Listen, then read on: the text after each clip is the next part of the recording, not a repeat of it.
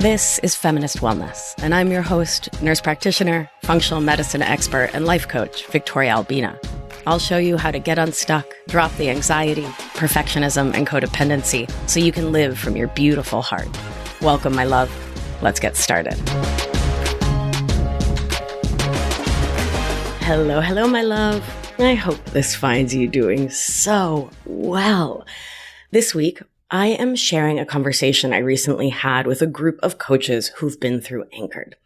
And I'm sharing this because the work we do in Anchored, using thought work, somatic or body-based practices, breath work, and the work we do in community is so incredibly vital, not just for our own individual healing, but for the healing of the collective.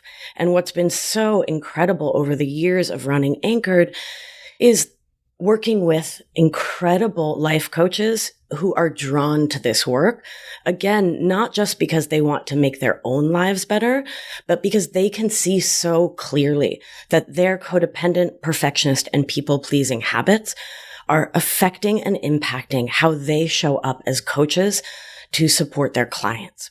Now, if you're not a coach, the lessons here, the conversation here is incredibly applicable to you as well.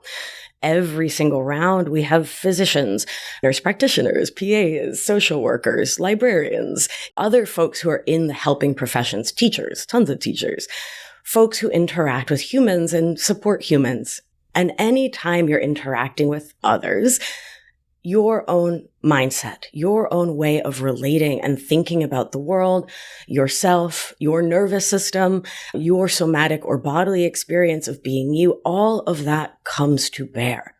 There's this old saying that I love, which is, we can only take our clients as deep as we are willing to go.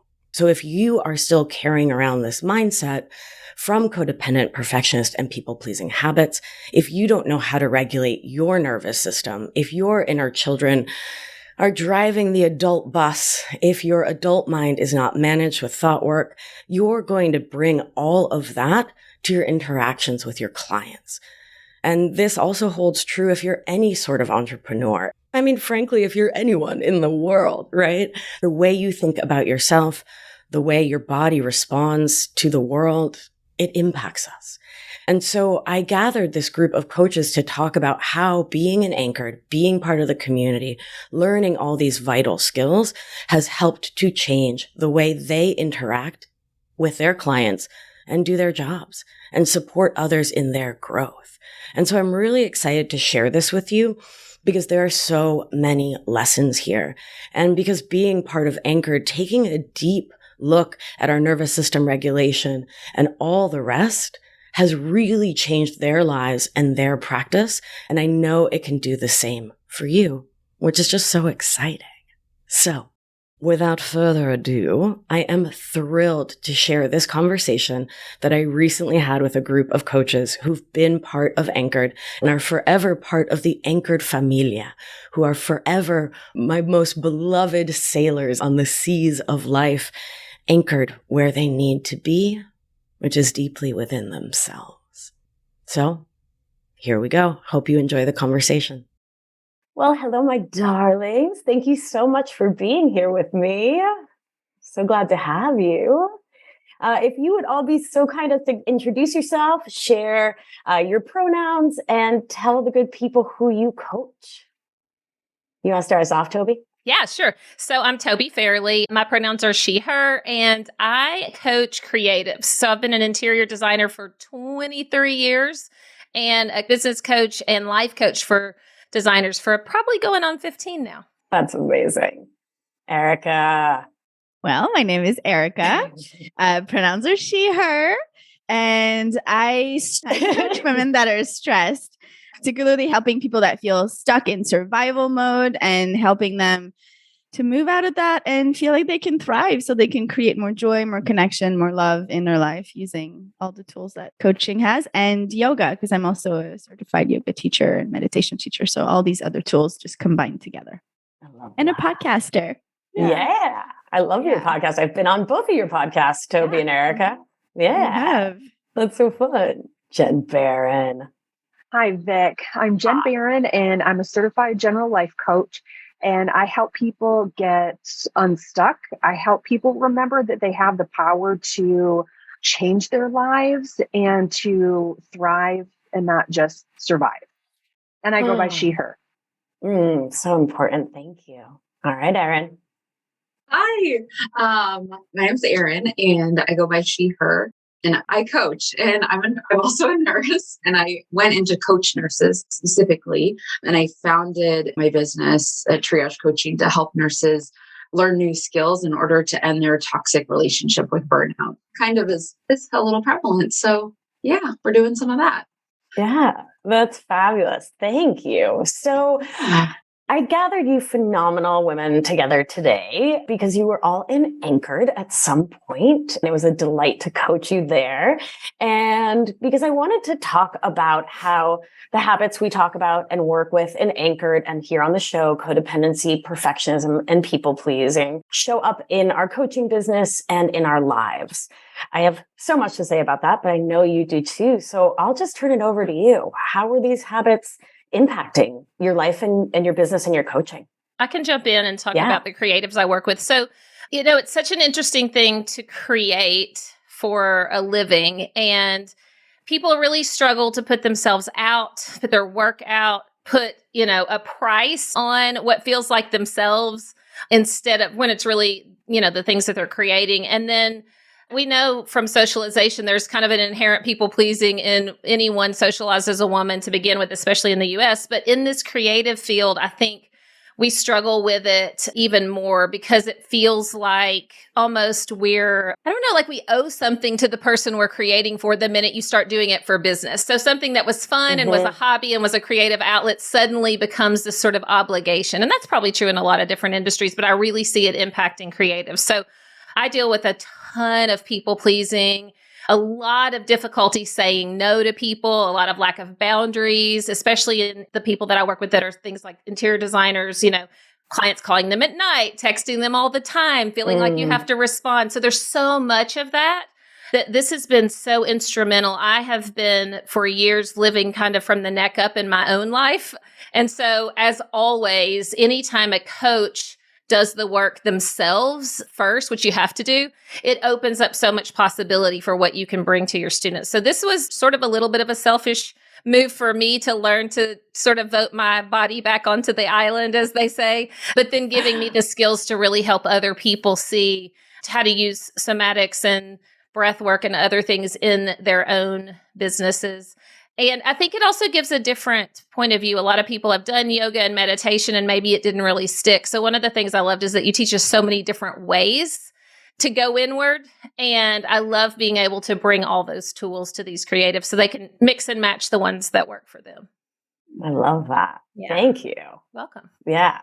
I super resonated with the undercharging. Oh, for sure. God, yes. I did that for years. And from like that self-worth place of who am I to charge what helps me pay the rent? Who am I? Yes. Right. I'm being a bad feminist. I'm not like living my politics, but exactly. I am can't I exploiting people? And like this misunderstanding that it's not like people don't understand like that it's really a barter system. You're not taking someone's money, you're giving them something in return. But like there's this story in the head that's like, if I take all this money from them, like this zero-sum game, there's a pot, and the more I take, the less someone else has. Right. And it does really bump up against people's value system, I think, too. I mean, the whole idea of being willing to receive money in and of itself, as a woman, as a creative, is so difficult. So I know exactly what you mean. Yeah. Yeah. Mm-hmm. Has anyone else I resonated a lot with the saying no. And like taking anything anywhere in the schedule. Like I was working 7 days a week, days and night. Like it didn't matter. If you were willing, I was willing. And so as Toby was saying, like that was a challenge for me for sure before. And now I've reduced my schedule and I've reduced my hours and I work less and I have closer, I have a calendar where people can pick. Before I had a fully open calendar, they could pick basically anytime they wanted. Which is so silly because you're not available all the time. You're not at your best all the time to be like able to hold space, right? So knowing like when am I actually available and at my best as in giving myself the permission to show up and give only availabilities in those time slots is quite different. Mm-hmm. Yeah, for sure. And I came to Anchor not thinking about the business. I didn't come to it thinking it would affect me as a coach or in my business in any way, in my side of being an entrepreneur. I really came at it from a place of being heartbroken. And it was purely for myself, coming off of the biggest heartbreak of my life and being this has to stop. I cannot live through one like this again. I need to understand my responsibility better in these situations. I need to understand, how can I make things happen differently next time? And then I got that, but I also got all sorts of things for my business, which I didn't expect, which is very interesting. And it did change me as a coach, even though that's not what I came for. I want to dive in more about how. But Jen Barron, it looked like you wanted to talk. Yeah. One of the reasons that I was so drawn to Anchored was because I had started coaching a couple, a husband and wife, and the wife was really interested and she had asked the husband to also do it. And I talked to both of them before to make sure they were both on board, but I didn't like how I was showing up to my calls with the husband. There wasn't as much buy-in from him per se. And I felt like I wanted him to enjoy the sessions and I wanted him to like me. And very quickly, I just thought this is not going to work. I'm not serving him to my highest by coming to our calls with this energy. So in addition to wanting to work on codependency, people pleasing, and perfectionism in my own life, I did not want to be bringing that energy to any of my coaching calls.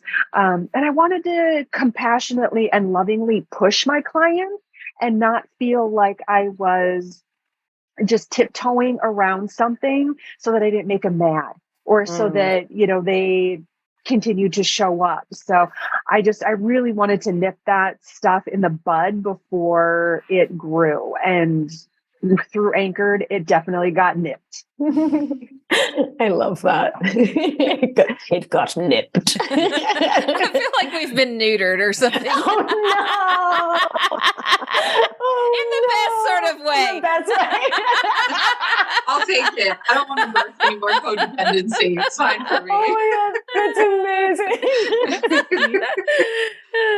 I totally resonated also with what Erica said. I kind of came into this, in a way for selfish reasons, just wanting to learn the tools, and also thinking I just want to learn these tools really just to help my clients. I'm going to learn this just to help my clients. I want to help the nurses. Little did I realize how that would just affect kind of everywhere else. And obviously, me as a coach. If I'm teaching it, of course I need to learn it. I don't have to know every single aspect or have gone through every single thing, but to actually have understood the process and see it in myself to be able to provide that learning and teaching for somebody else was really, really powerful. Yeah. I love that. What about the embodiment piece? How has that changed you as a coach and as an entrepreneur? As far as the somatics and doing that work. Oh my gosh. Okay. That part, that's hands down the best gift I've ever received from this program. That specifically is the reason I'm able to show up the way I want to show up. Because especially as teachers, as nurses, healthcare providers, we're really expected to show up all the time, be giving 110% of the time. And the fact that I felt like I couldn't charge my clients because I'm a nurse, I have to give. I need to do what people need and I need to be what they want. And then that way, so I'm just like a shapeshifter. But doing the somatics really helped me to just ground myself for myself, at that time. And then I could show up exactly as the client needed, but as myself, in the best way possible, which combining that was heavenly. I mean, really, it made such a big difference because I couldn't try to just be happy with my clients, especially when clients are telling me stories of sadness and despair and suffering. I'm not going to say, I just want to be happy because I don't want to be happy in the midst of their suffering. I want to be compassionate and loving and intentional. And so doing the somatics really helped to bring that work together. That's so beautiful. Yeah. What about the rest of you?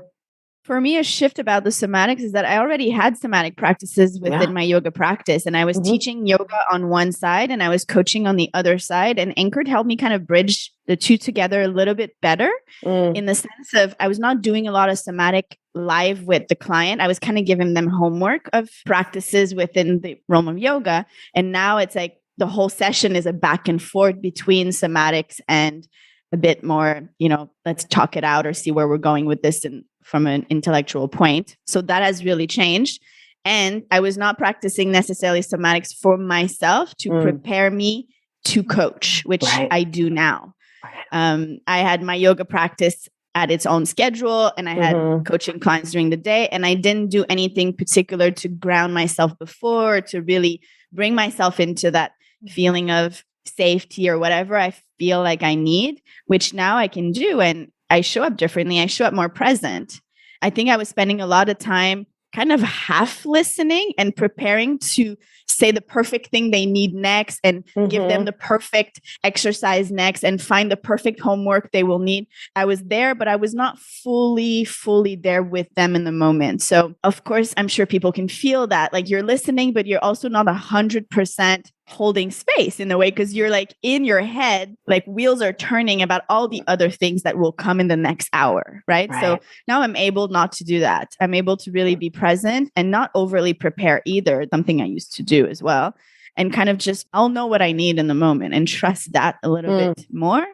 And so it's a lot more of a like lay back energy, and I'm more present and I can be more compassionate and more connected and more supportive as well because I'm more fully there. So that's a big shift. God, that's huge. That presence. And I remember too, early in my practice, and especially my medical practice, spending hours prepping for each call and the perfect handout, the perfect homework, which was so ego driven from that codependent place within me that said, I'm not worthy unless, and I'm not valid, and they're not going to like me. And I have to overprove, which is so different from over delivering, right? With love and really giving from that emotional overflow. It was really like trying to prove myself, which I don't know about for you, but led to me really overwhelming my clients, right? Because I'd be like, and then this homework, and then this homework, and then, right? Like, tranquila, like take a breath, right? Yeah, I would overwhelm myself and overwhelm the client too. Yeah. It's a nice shift. Like Toby said earlier, living from the neck up, I feel like that was just so much of my life. And the thing about somatics was you helped me to realize that it was safe and is safe to be more in my body and appreciate whatever it's telling me. And with that being the case, like Erica just said, I can be more present. I'm not, trying to come up with the thing. When I'm more present, my spidey senses can pick up on, tiny little cues that I would miss if I'm focusing on me and how am I doing? How am I showing up instead of focusing on them and what's between the lines here? What am I, maybe missing? And it allows that presence because that safety has been created. And so I don't have to live and be just in my brain and worry about how I'm showing up. I can be present with them. And then it is all about them, which is how I want it to be.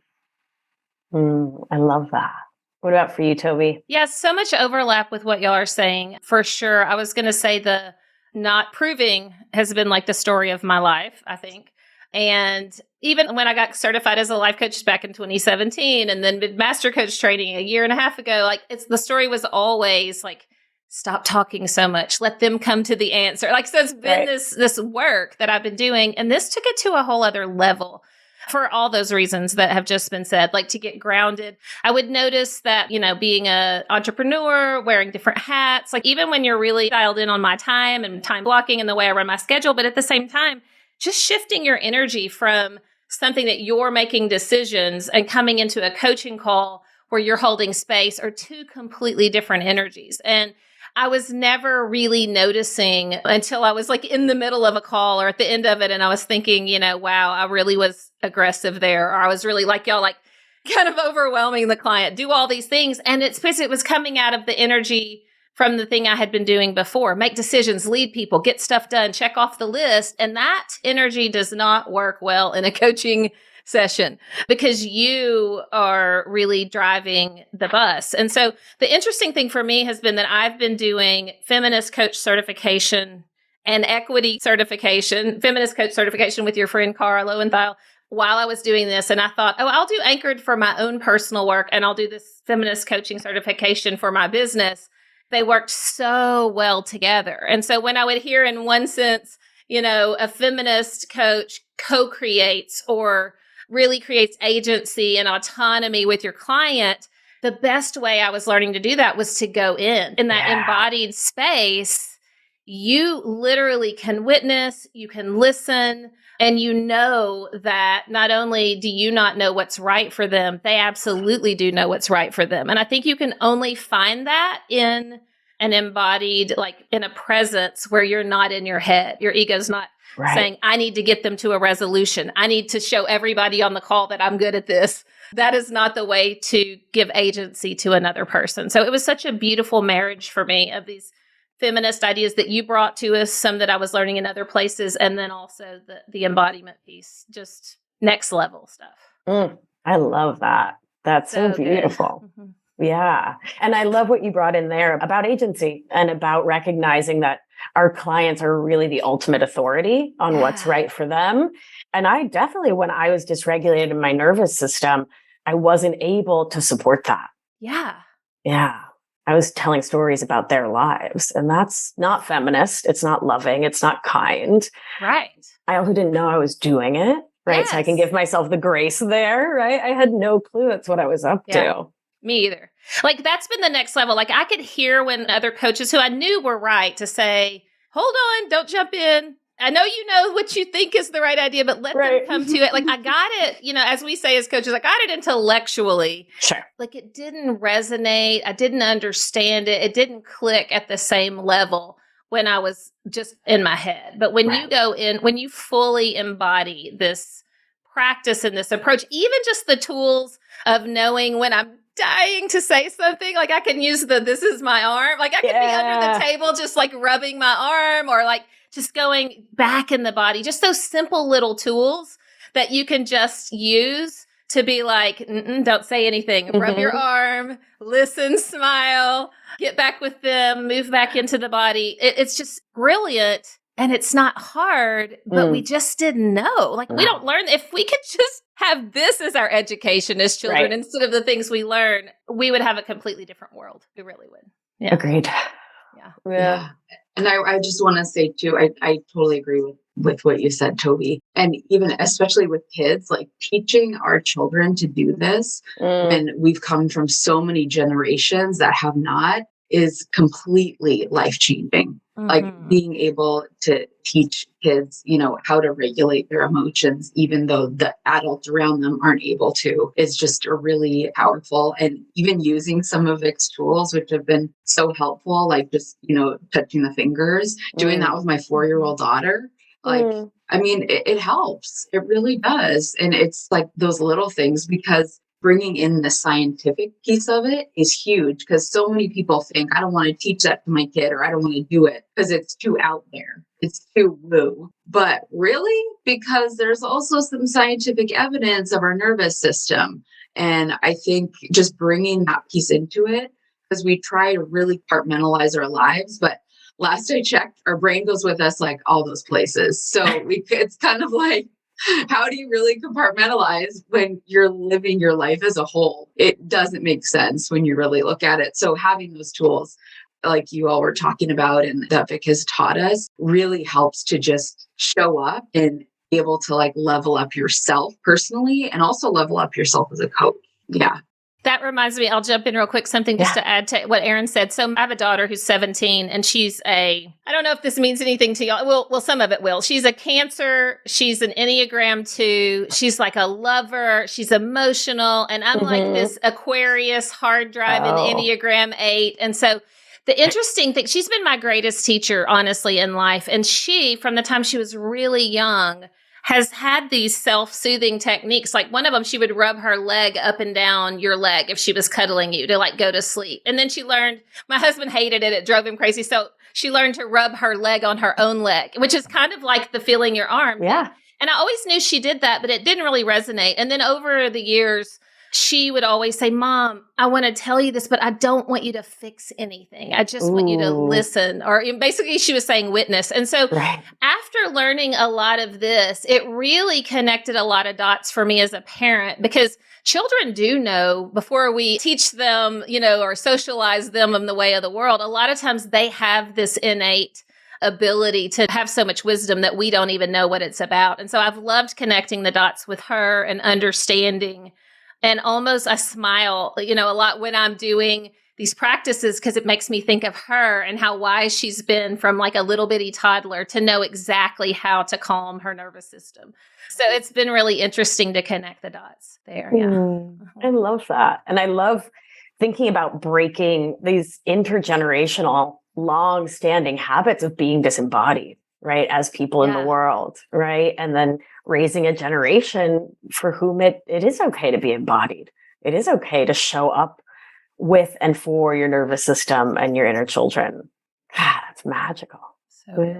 So good. Yeah. So how else are the tools that you've been learning and anchored supporting you in your business?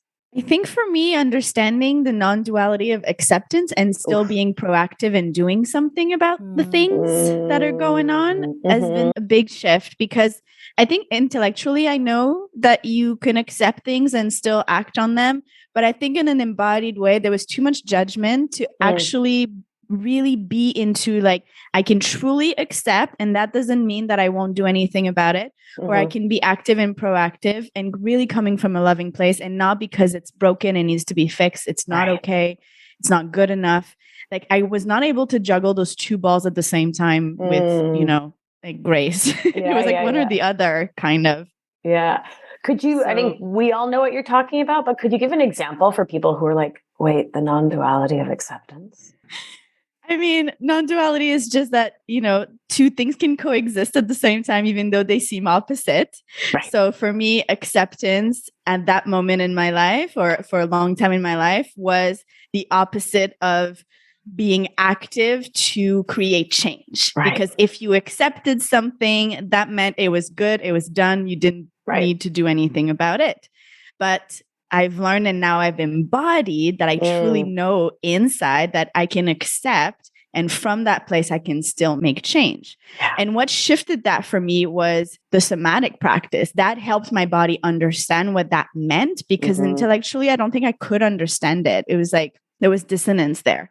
But when I could meet myself in agitation, when I could meet myself in sadness, my brain was like, okay, that's accepting how you're feeling now. Yes. And once you've connected, you felt, you've been with this for a moment, then you can make a choice to move and pivot in a different direction. And it doesn't mean that you're rejecting your sadness. It doesn't mean that you're pushing down your anger. It doesn't mean that you're pretending it's okay and it didn't exist. It means that this is going on. This is what it is. Okay. I can see it. I can feel it. I can be with it. And when I'm ready, I can take another step in another direction. So learning that with my emotions, I was able to put it on all sorts of other things that I might have trouble to bring acceptance in to then make a change. Does that make more sense? Yeah, completely. Yeah. I was just picturing people who are listening who are like, what on earth is that? Sorry, yogi over here. No duality. Right. But we talk this way at Anchored all the time. And I think that helps us, that framework for how we live our lives and how we somatically relate to ourselves, for me, has helped me to have more acceptance of my clients when there's some part of me that's like, oh my God, no, don't do that. Like, you're going to date him again? Like, what do you, come on, right? Or like, you're going to do this in your business. And I get to just, accept that that's a part of my brain, because that's the brain's job. And from that acceptance, I can really honor it, respect it, see that it's trying to protect me. And with that energetic can help it to calm, right?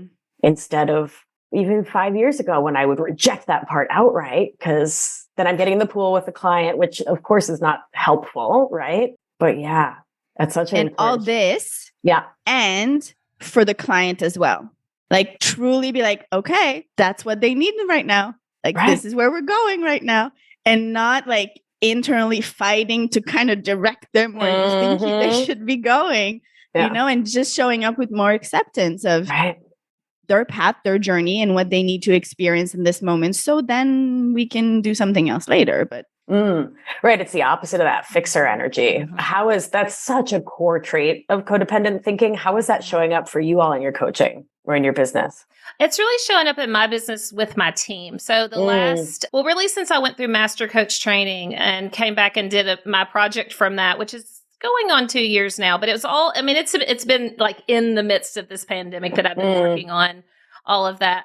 So after I came out of master coach training, and you know what that's like for sure, Vic, I was really told, like, you're never going to really create what you want in life and business until you're willing to get out of the way and let your team fail. Like, you've gotten really good at failing, but you won't let your team fail. And so, like, that swooping in fixer energy shows up so much, especially if you've kind of come from this like bootstrapping your business because you had to early on, and then you hire people and you're like, now you're supposed to get out of the way. Like, you can't just flip that switch. So it's helped me so much in that, not only accepting people, accepting their ideas, not fixing things, and really also being able to be supported. Because there's like a mind thing that happens. Like, when you go from feeling like it's your job to be responsible for everybody, and you want to shift and let other people support you. There's like, for me, there was guilt. There was, I feel lazy. I should be doing more. I'm supposed to lead. And I didn't understand that this was leading, like hiring the best people and getting out of the way, investing in them, nurturing them, providing coaches for them, but I don't have to be the coach. And like, so just all of that, like, shift in my roles and how I wanted to support. And I think for me, the biggest thing is the receiving. Like, I had really, because I had so much fixer energy, and my mom's such a fixer, it was really how I was taught kind of to love other people, I guess, which obviously is codependency. And so, like, learning sometimes that either there's not a problem, or even if there is, it doesn't have to be your problem to fix. And you can also receive not only money, but support and ideas and collaboration. So I guess the easiest way to say it is I really created a culture over the last year and a half of agency and co-creation with my team. And that's so different from the proving and fixer energy that I had tried to build a business with for years that just never really worked. And the culture we've created is unbelievable. Like, I can't even believe it. But you can't create that top down. It can only be co-created with people that are having agency, that do get the benefit of like feminist thinking. And so that has been huge for me. I mean, the person that needed to change the most obviously was me. So in any level of embodiment and change and tools to not move into fixer mode have just been highly instrumental in that process. Yeah, I love that. And I love that you're calling out how somatic that process has to be. Because I remember telling myself so many times, stop fixing, like really working just thought work on it. Right. But the part of me, the protector part that was like, if you stop fixing, you will die. Exactly. Right. You will go out of business. They'll make too many mistakes. Who's going to bring in the money? Like, the clients will leave. Someone's going to get mad. What if they're not perfect? What if they don't say it the way you would say it? Like, all that stuff comes into your head, and it reeks. I mean, it moves you right into fight or flight. For me, like, fight probably more than flight. And so, because anger is so easy for me to access. And anger's never the emotion that I want to create from, ever. I want to create from compassion or curiosity or collaboration, or which I would call like connection. And I think without the somatics, you tend to disconnect when you're in your head. And so when you embody that and you allow those emotions and you get some perspective, then I think you can truly connect with other people at a different level. So I would call that really up-leveling my leadership skills is what I would call that. I love that. Yeah. And for true leadership, in my opinion, you have to be in a regulated state. Like, we can't lead if we're outside of ventral vagal. No. Like, that looks like a hot mess. Yes. And so many people are trying to do that because they think that's where they're supposed to lead from. Like, it's supposed to be from power and hierarchy and like their responsibility. And a really good leader honestly learns how to not only regulate themselves, but hold space for other people to show up and other people to shine, actually. Right.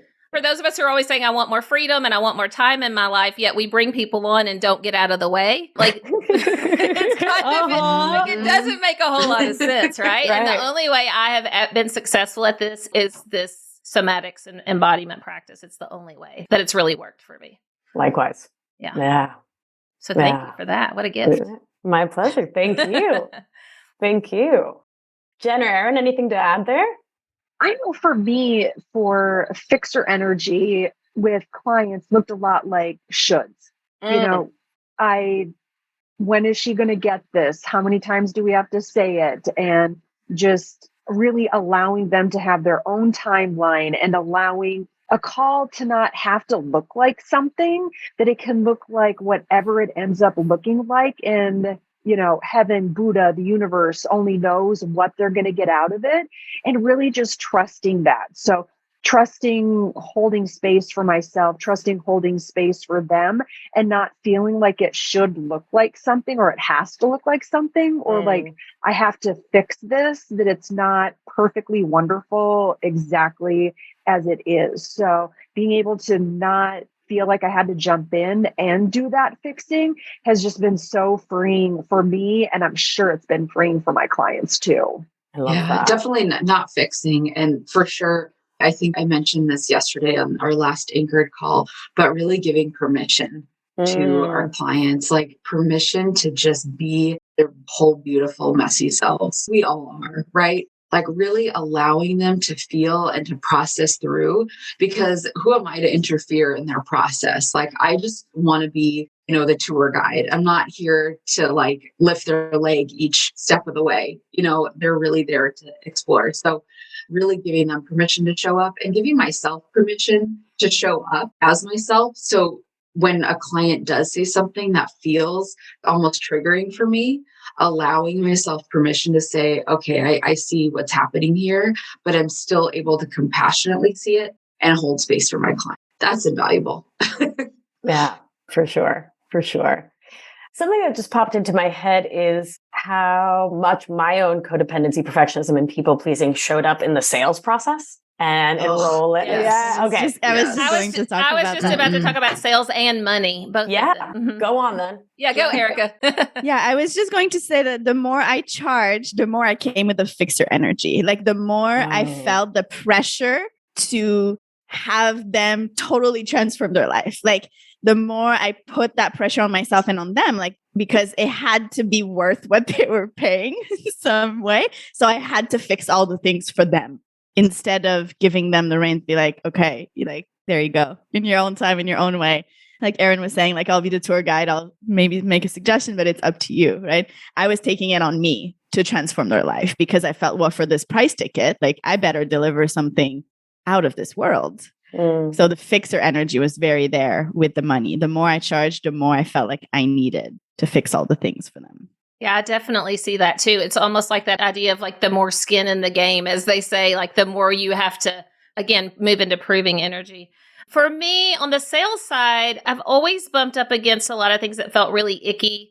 And now, like, we're hearing a lot of people talk about like more bro and unethical things. So it's kind of at a tipping point, or it's moving towards one right now, which has been refreshing, I think, out in the business world. But so there was definitely some out of alignment happening in the sales process for me. But one of the times that you coached me, it was about money. Something I've been working on and so apparent to me as I grow my business. I have had a 7-figure business for a while, but I don't ever move out of this like $1 to $2 million range. And so I really started noticing that it didn't feel safe for me to make more money in any way. It felt unsafe in all sorts of ways. Everything from having to show up in a different way. I mean, it definitely moved into proving, but also just receiving. And is that okay? And how does that feel ethically? And that process was so helpful. And when I combined it with some of the other coaching that I'm doing and like equity-centered work, what I really started to understand is when I pair the somatic work with coaching that says, you know, Toby, it's helpful for you to make more money because you can make a difference with that money. We may not want corporations having more money, but like individuals with this kind of value system and this kind of perspective, having more money is actually an important thing that we can do in life to make change. And so hearing that motivated me. But kind of like we've talked about with other things, just having those thoughts didn't get me there alone. I had to create safety. This is still a work in progress. I'm not there yet. I'm at the beginning of this journey, but I have to consistently create safety for me to receive more money and for me to show up in a way that I can make change. And I've really felt it since, a lot of this journey started back at George Floyd, but everything that happens, including Roe versus Wade, like knowing in my gut that I play a role in this and that I'm supposed to show up at a different level in this and it's safe to do this, but we may need money or we may need to receive other things to be able to do this work. Gosh, that is a trip on your nervous system to put all that together, truly. And so I don't know any other way than to go in and regulate to be able to get there. And gosh, I feel like I'm doing it constantly these days. So like, I don't know if it'll get easier at some point. I don't know. You tell me, Vic. But like, that's my awareness right now of like my state and my willingness to receive and all this alignment and my values. All of it's coming together. And it feels like a whole other level of showing up than I've been able to do in the past. I don't even have words to articulate it very clearly yet because it's so new to me. But I know it was a safety issue that was causing the problem. And so now I'm kind of trying to combine the thoughts and the feelings together to figure out how to move forward. But yeah, it's big. It's a really big thing. I think you were crystal clear. Sometimes when I'm a work in progress and I'm talking about it, I'm like, did that make any sense at all? Are people like, what is she like? That's what it feels like to be in my head. And I hate that I invite y'all in there sometimes, but it starts to make sense when I bring the body to the table as well. Yeah, agreed. If we're not regulated, you talked about creating safety in your nervous system to be able to receive. That was such a huge part of my journey because I was always so protected by being the giver, the fixer, the savior, the saint, the martyr. I'll take care of you. It's okay. I got it. Don't worry about it. I don't need help carrying all these groceries up the stairs. Exactly. I'm fine. I'm cool. Don't look at me. Look at the part of me that is the facade, that is me looking at you because I'm in service to you because, oh my God, don't look at me. Then you'll find out that I'm unworthy of love. And then, holy shit, I'll die cold and alone on a mountaintop. Yes. Right? But all of that in like 2 seconds. Yeah. Yeah. And combining that with your work in the world. That's what lights me up. Money doesn't light me up. Sure. Doing work in the world does light me up, but let's just be clear. Money can be an amazing tool for doing work in the world. And if we don't feel safe receiving more of it, then we could potentially shut down our capacity for doing other work in the world. Money's not everything, but it actually makes a difference. And sometimes people just need money. They don't necessarily need one more hands-on person or one more person thinking they know how to solve a problem. They need support in other ways. And so I know it has to be a part of my journey and my story. So yeah, I will continue to work on receiving more, but it feels really, it's wild. It's a journey. Yeah. And it's interesting somatically, the other side of receiving is allowing it to flow through you. So stepping out of a scarcity mindset. Yes. Right. And into true abundance. Yes. So that we can be good stewards. Yeah. Yeah. Good stewards of the money that flows through our practices. Yes. And, I donate to Equality Federation, the Bridget Alliance. There's so many places that are doing the good work on the ground that I stand by, that is aligned with my values. Yeah. Same for us. Girls Inc., Trevor Project, ACLU, like all the places that we give money. And like just thinking of how beautiful and powerful that is, that if you can be the conductor of that energy or the channel of that energy and create like this funnel or this tap for more to flow through you to those places that make a difference, that feels, oh my gosh, so beautiful. Like it kind of gives me chills. It's what we were probably really going for when we were trying to be the martyr. Right. But that energy stopped with us instead of flowing through us. It's a nuance and a situation. It's a shift, but it's huge. It's huge. Yeah. Yeah. Just for letting that settle. Honestly, it is. Yeah. It's big. It's really big. Yeah. What comes up for the rest of yous? I've noticed that my sales process has changed. If I don't even like calling it that, sure. But when someone's interested in learning about what coaching would be with me, that's changed a lot in Anchored. And one thing that I'm so grateful that I learned during Anchored is that we have more than one inner child, that there are children in there. And what I noticed a lot in my discovery calls, consult calls, whatever you choose to call them, is that sometimes one of those were showing up. You know, maybe it was my insecure 13-year-old that just wanted to be liked, or maybe it was, you know, whomever. And just being able to tend to that part of me before I got into the discovery call allowed my adult self to show up. And so that was going to be in greater service of me and the potential client. So that was really, really huge. Just learning that we've got more than one little kid in there and how to take care of them before the call, then the adult could show up. And it was just such a cleaner, freer process for me. And so I had a discovery call this morning. And when that appointment popped up on my phone, my central nervous system just is kind of like, oh, you know, how's it going to go? What's it going to be like? But I can tap into that and just soothe myself and remind myself and my animal and my mammal that it's going to be fine. It's going to be good. And I'm just going to show up and it's going to be wonderful. And I'm going to meet this person and see if we would be a good fit and if I could serve them. So it's just really changed being able to incorporate that somatic part and learning that there are inner children in there and how they need to be loved and tended to and taken care of, so that it is my 48-year-old more, you know, confident self that's showing up and not someone else. So that's been really huge in my sales. And so then I show up cleaner. And I had a great call this morning. It was wonderful. You know, and if she chooses to work with me, wonderful. If she doesn't, totally fine. It's not, I don't take it personally. I don't take it personally during the call. I don't take it personally after the call, which is then huge because I want to show up in that energy for myself because I want it to be a positive experience and I want it to be a positive experience for them. So just somatics and Anchored in general has been huge for my comfort level in selling. I love that. Yeah.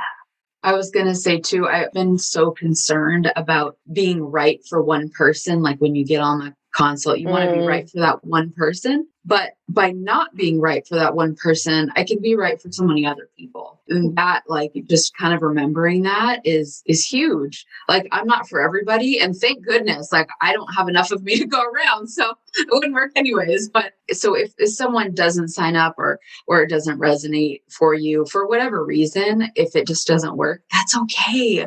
That's because there's also another way. And that's so beautiful. When someone comes to me, I want them to feel like, I think Emily Dickinson says in one of her poems, I find it shelter to speak to you. And I love that phrase. Like, that's how I want my clients to feel.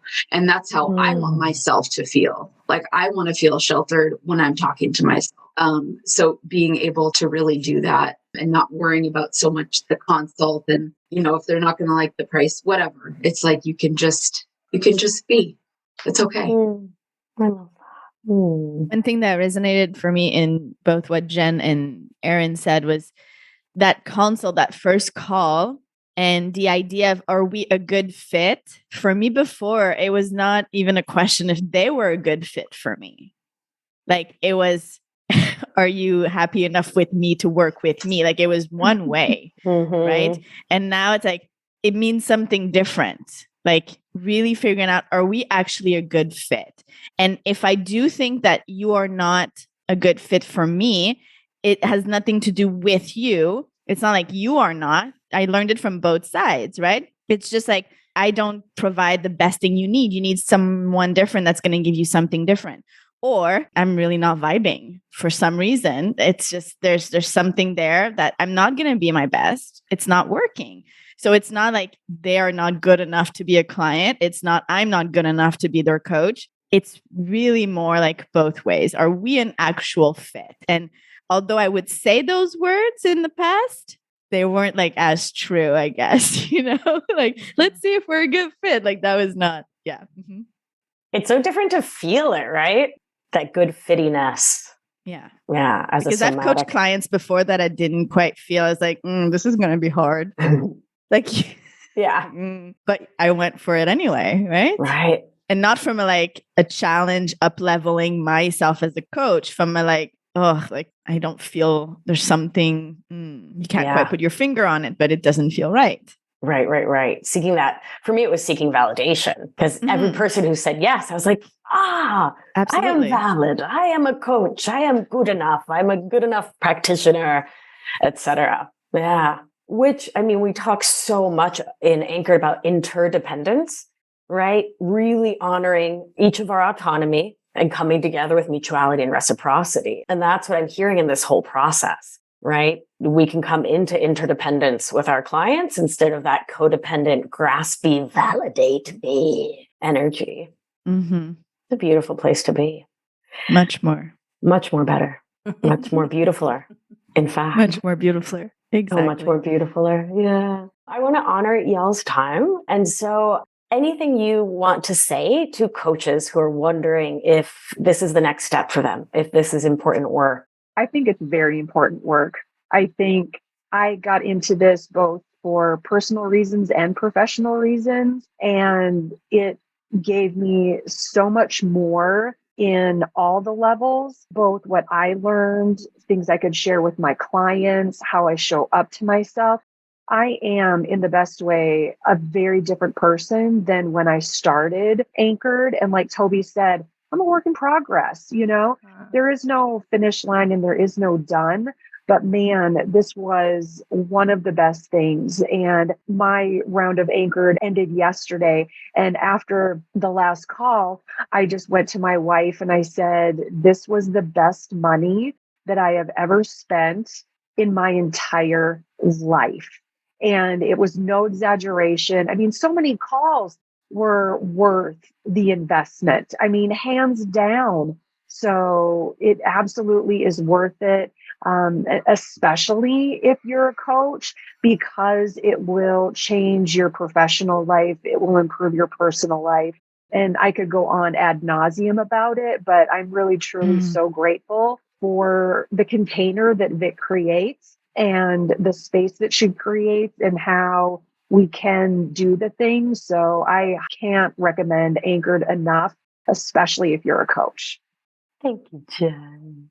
Yeah, especially I feel like I have my fanny pack and like all the supplies are just in there. Like I have so much knowledge that I have learned from this course. And you clearly have dedicated so much time and work and energy and tears and laughter, joy. Like you have put so much work into this and it shows. Like the content is just invaluable, because the thing is, you're not just in the program and the content ends, right? I mean, with everything you created, with all the videos, I mean, people would be blown away at the amount of information we receive. That it's incredible. So now I have like a whole library of Vic and somatic work and all of these things at my disposal as a coach. Are you kidding me? Like that's perfect. So just having the resources, I think for me has been one of the really super helpful things. And I'm so glad to have them to continue to like go back to.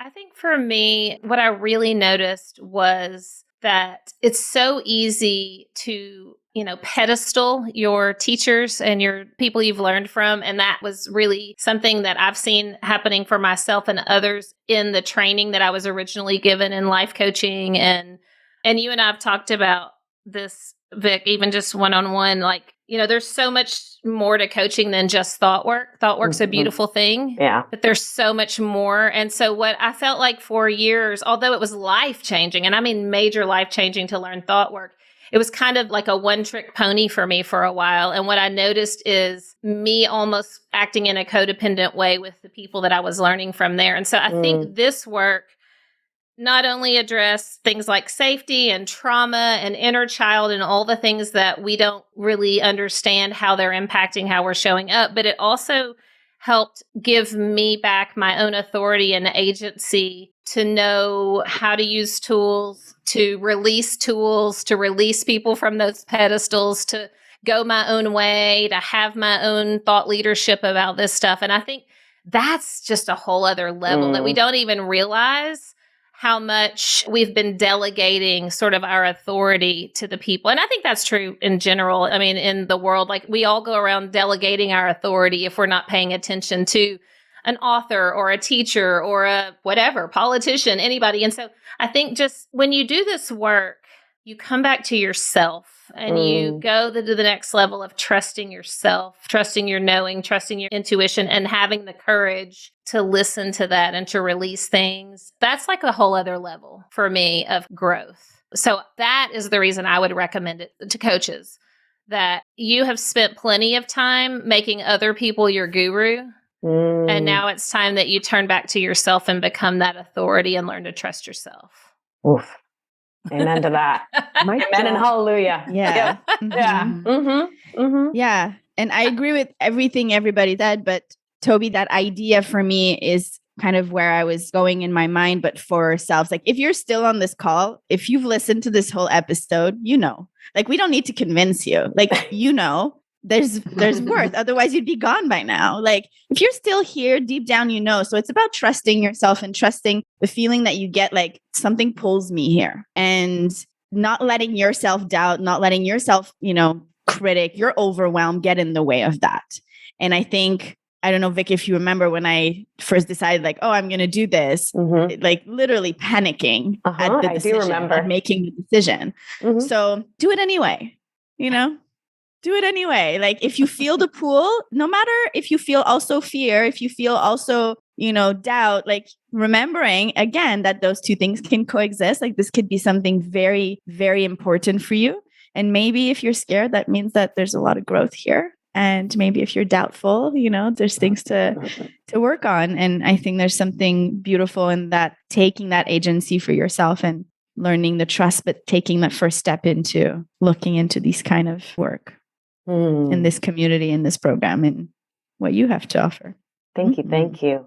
So my loves, I know everyone listening wants to follow you and learn more about you and get your freebie. Where can they do that? For me, it's on Instagram at Toby Fairley or tobyfairley.com, and it's TOBIFAIRLEY. If you want to come see the pretty interior design work we do, mixed with a whole lot of awesome coaching for creatives, you're going to love Instagram. Also, I'm on TikTok. That's kind of new and fun. Oh, look at you, how modern. I know, aren't I? You're so modern. So progressive. Yeah, so that's fairly new, but it's really fun. And I will say that TikTok audience is fun. It's a lot more open. You kind of want to just show up as your badass self. Like that's kind of a fun place to do it. It's like a young progressive group. So yeah, so look for me on TikTok too. Would you say TikTok is where you can find the kids these days?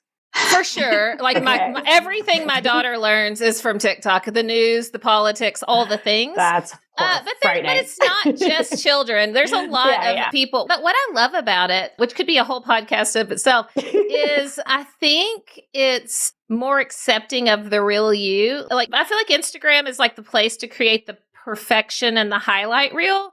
And I think people don't really like that as much on TikTok. They're like, no, this is not real. Like, show me the real stuff. Show me the messy. So I kind of am enjoying being messy over on TikTok. So if you want to see the messy me and like the failing your way to success me, then join me on TikTok. I love that. Thank you, Toby. Welcome.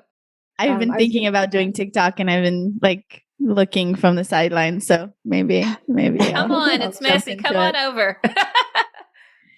People can find me on Instagram at erica.belanger, or the podcast is On and Off Your Mat podcast. And my website is just my name too, Erica Belanger.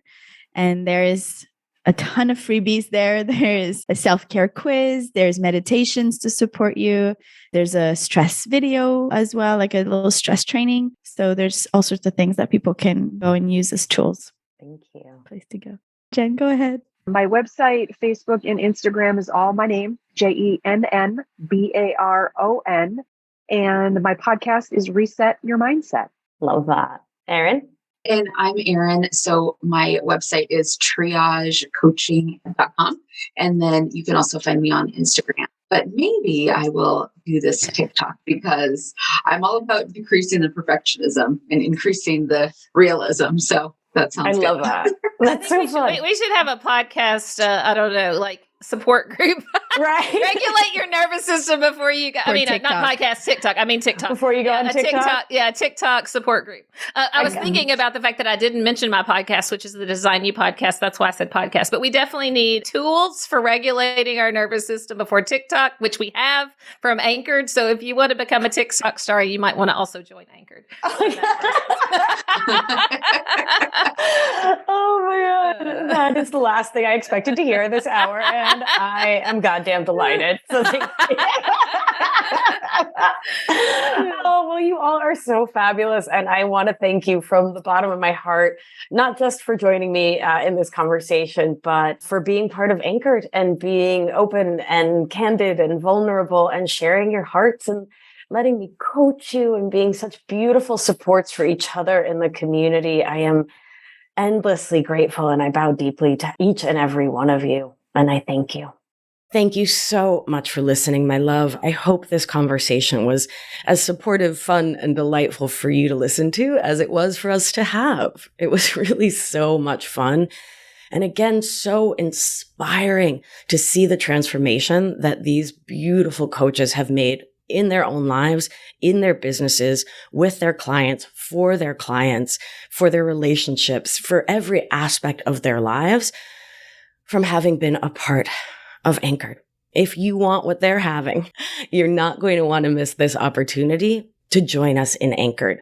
The next group is filling up fast. It always sells out each and every time. So if there's been a little voice in the back of your head that's like, you know what, you should check out that Anchored thing, then this would be a pretty darn good time to listen to that voice and check it out. Head on over to victoriaalbina.com/anchored to learn all about it. To apply now, the application only takes a few minutes. And I've heard many, many times that filling out the application is like really cool journaling exercises. So why not? My team will then be in touch to set up a phone call and we'll take it from there. I really look forward to having you join us in the Anchored Familia, to having you on the podcast someday, and to spending 6 months coaching you, not just every week live, but also in the Slack group each and every day for 6 months. Like, how amazing is that? You can get coached every weekday. It's like Wednesday morning and you get in a fight with your boss, or a client no shows, or your partner says something and your nervous system gets triggered and you don't have to go it alone. For 6 months, you just open the Slack, connect with the community, get support from others, and coaching from me. How amazing is that? It's super amazing. It's incredible and amazing. And I can't wait to have you join us. victoriaalbina.com/anchored. All right, my beauties, let's do what we do. Gentle hand on your heart should you feel so moved. And remember, you are safe. You are held. You are loved.